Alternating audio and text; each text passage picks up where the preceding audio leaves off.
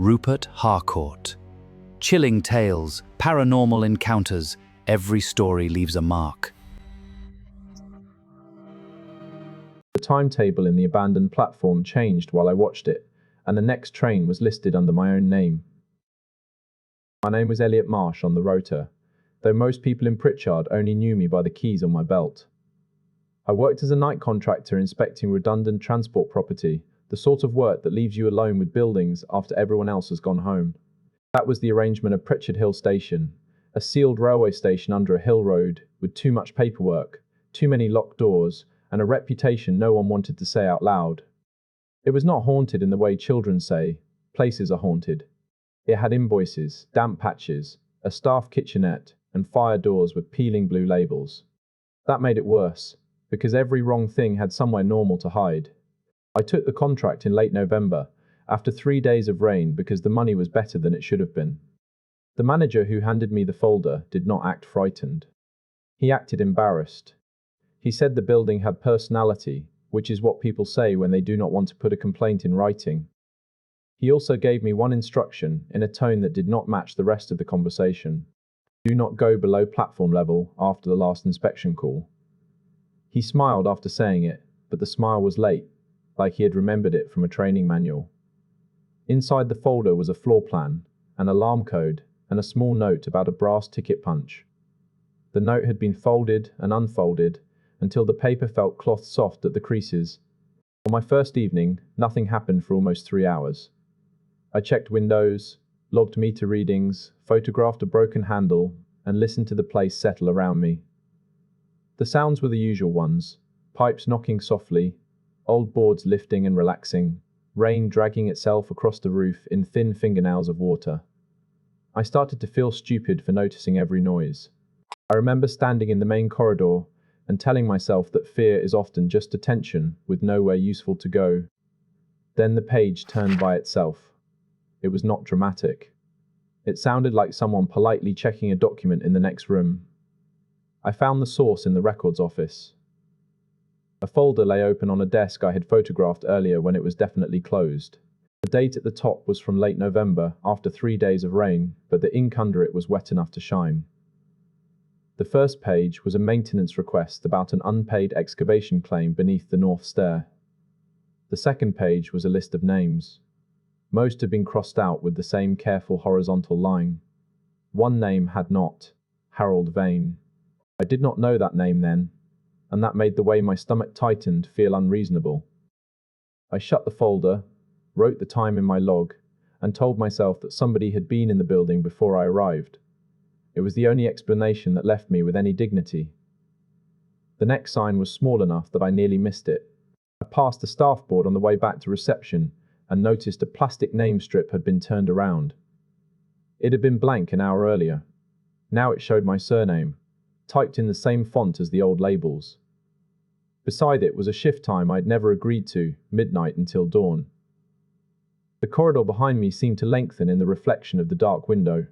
I stood there holding my torch, trying to decide whether to laugh or leave, and then the key turned in the lock. No hand touched the door. No person moved behind the glass. The lock simply obeyed someone I could not see. I should have left then. People always say that when they hear stories like this, and they are right in the simple moral sense. But real fear is rarely clean. You do not always run, sometimes you start solving small problems because solving them lets you pretend the larger problem has not arrived yet. I checked the exterior doors, I checked the alarm panel, I phoned the manager and got voicemail. I wrote, "Possible intruder," in the logbook because that sounded professional. The word ghost would have made me feel like a child. The word intruder let me keep moving. Instead, I made the first of several bad compromises. I decided I would finish the minimum inspection, leave through the nearest door, and never take another call from the agency. It sounds reasonable until you notice what it really means. I had allowed the building to set the terms of my departure. I no longer cared about doing the job properly.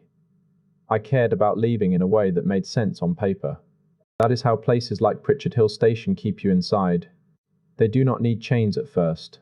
They only need your need to explain yourself. My phone made the shutter sound, but the gallery did not save the images. Each attempt produced the same blank grey square, as if the camera had been pressed against cloth. On the fourth attempt, a thumbnail appeared for less than a second. It showed the room from behind me. I was bent over the desk, and a figure in a dark coat stood close enough to read over my shoulder. That was when the ordinary details began to turn cruel. The kettle in the staff room had boiled, though I had unplugged it. None of those things by itself would have sounded believable. Together they made the building feel attentive, not alive exactly, but staffed by something patient and administrative. I tried to call someone again. The manager's number rang out. The agency line played hold music with no voice between loops. When I called emergency services, the phone connected to a woman who asked which department I required. Her accent was local but old-fashioned. The vowels clicked in a way I had only heard in archive recordings. I said police. She asked for my full name, date of birth, and reason for attendance. Then she asked whether I was calling from platform 4. I did not answer. She sighed softly, as if I had disappointed her, and said, "Then you are not ready to be released." There was a notice board near the staff entrance covered in routine reminders, fire drill dates, asbestos warnings, a laminated sheet about manual handling. Behind those papers, I found older notices pinned so deeply the metal heads had rusted into the cork. One referred to an unpaid excavation claim beneath the north stair. Another warned staff not to discuss noises from platform 4 with visitors. A third was a disciplinary memo about Harold Vane, accused of answering the room after hours. That phrase stopped me harder than any scream could have. It implied the room asked questions. It implied someone had answered before. I read the memo 3 times, trying to pull a normal meaning out of it. The more I stared, the more the letters seemed to settle into fresh positions. Words thickened, thinned, and became something like a transcript. State your name. Confirm your witness. Identify the missing portion. Under that was a reply, written in a smaller hand. I do not know what part of me it took. I could feel that sentence working on me. It gave shape to the blank place in the photographs. It suggested that the people in them had not died there. They had left, incomplete, and spent the rest of their lives pretending the missing part did not matter. By then I had been inside for less than 4 hours, but my watch showed just after 3 in the morning. The date on my phone had advanced by a day. My hands were dirty, the way hands get after moving old furniture, though I had touched almost nothing. When I looked closely, the dirt was not dirt. It was black dust packed into the creases of my fingers, the same color as old typewriter ribbon. I wiped it on my trousers and left 5 neat fingerprints in a row, each one ending without a thumb. The worst moment before the sealed room was not a loud one. I found my own log entry again, but there were now extra pages after it. They described actions I had not taken yet. He returns to the corridor. He tests the door. He looks behind him, although he has been instructed not to. The handwriting matched mine when I am tired, slanted, impatient, letters crowding into each other near the margin. I stood there with the book open, trying not to read the next line. The next line read, "He reads the next line." That was when I understood the place was not predicting me. It was arranging me. At 11:30, the lights over the corridor dimmed one after another, not off, just down to a tired yellow that made the paint look nicotine-stained. The floor plan said the corridor ended at a storeroom. It did not. The writing was not old. It had the powdery drag of a fresh mark. I lifted the torch, and the door gave a small wooden creak. I tried to draw the door on the floor plan with the blunt pencil from my pocket. The pencil snapped before it touched the paper. I tried again with a pen, and the ink ran clear, like water. That angered me in a small, useful way. Fear can make you freeze, but insult can move you. I took out a coin and scratched a mark into the plan instead. The moment the metal crossed the paper, a matching scratch appeared on the door in front of me, exactly where my hand had moved. The building was no longer hiding the connection. It was showing off. From the far side of the door came a soft administrative sound, drawers opening, papers being squared, a stamp pressed into an ink pad. I could smell dust, wet wool, and the faint sweetness of flowers left too long in a vase. A rational part of my mind was still trying to build a route back to the yard. Another part was listening for a voice. That is something I have never liked admitting. The room had frightened me, but it had also made me curious in the most dangerous way. They had suggested there was an answer inside, and people will walk toward terrible things if they think they can finally understand them. I said Harold Vane's name once. I did not mean to. It left my mouth as a test, almost under my breath. The corridor responded by becoming completely still. The buzz from the emergency lights stopped. The rain stopped. Even the small settling sounds in the walls withdrew, as if the building were holding itself steady for a photograph. Then 3 marks appeared in the pencil dust on the door, one beneath the other, my initials, the current date, and a little empty square where a face should have been. I understood then that the room did not want me to enter by force.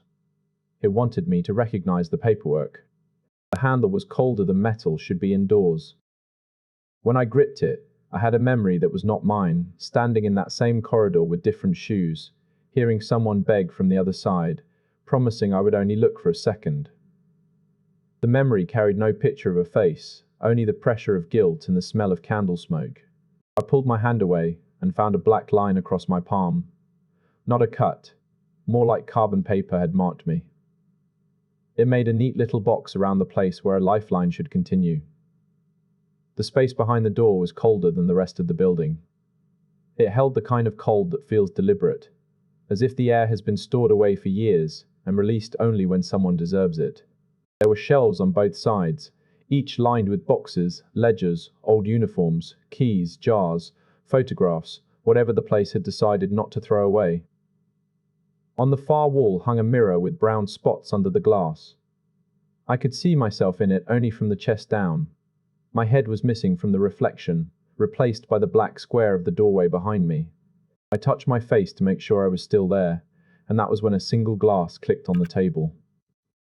The sound came from a shelf of small evidence bags, each containing an ordinary object: a button, a bent coin, a pair of spectacles, a grey child's glove. One bag held a brass ticket punch. The label was newer than the others. It had my initials on it. I took the bag down with 2 fingers, because touching it properly felt like accepting ownership. The object inside was dry, but my palm became wet as soon as I held it. Not sweat, water. Dirty water, smelling faintly of iron and old plaster. In the mirror, below the blank place where my head should have been, another hand appeared over my shoulder. I turned around so fast my torch hit the shelf. There was no one in the room with me. The door had not moved. The corridor beyond it was empty. But the mirror still showed the hand. It was patient. It rested on my shoulder, as if comforting a grieving relative. I watched the fingers tighten through my reflection, and felt nothing on my actual body until the last second, when pressure arrived all at once. Not a squeeze. A claim. The torch beam dropped to the floor and rolled against a box marked with Harold Vane's name. From inside the box, a whisper came from the vent. It said my name, but it said it, the way a person reads a name from a form. Slow, uncertain, checking each syllable against whatever was written in front of it. That was the detail that made it unbearable. A monster would have known me. A hallucination would have sounded like my own thought. This sounded like a clerk at a counter I could not see, calling the next appointment. I backed into the shelf and knocked the box open. Inside were photographs of the same room, taken over decades. In each photograph, a different person stood where I was standing. Every one of them had their head missing from the image. The oldest photograph showed a man in a waistcoat holding a lantern. The newest showed a cleaner in a green tabard, the kind used by contractors in the early 2000s. Between them were night guards, nurses, a surveyor, a student, 2 police officers, and a woman with an expression so resigned that I knew she had understood something before the shutter clicked. On the back of her photograph was one sentence: "It only needs a witness to become a room." That sentence has stayed with me because it did not sound like a warning. It sounded like an instruction written after too many failed attempts. Behind me, in the real room, footsteps crossed the hallway above me. The steps were slow. They did not come toward me from the corridor. They crossed the ceiling, as if someone was walking upside down on the floor above. Dust shook from the plaster in careful little bursts. I could hear leather soles, a pause, leather soles again. Then the mirror changed. It no longer reflected the room behind me. It showed Pritchard Hill Station as it must have looked years earlier, brighter, cleaner, full of people who had all turned at the same moment to stare at the doorway I was standing in. None of them had faces. They had smooth, pale ovals, angled toward me. I do not remember deciding to run. I remember the shelf edge tearing my coat. I remember the wet object in my hand. I remember the corridor twisting the wrong way, and the building becoming suddenly too large for its own walls. At one point I passed reception and saw the logbook open on the desk. Under my last entry, in handwriting that was not mine, someone had added, "Witness arrived. Witness incomplete." There was a square of space below it for a signature. The pen lay beside the line, uncapped, waiting. I kept moving because stopping felt like agreement. The alarm panel did not accept the exit code. The main doors opened onto darkness that was not outside.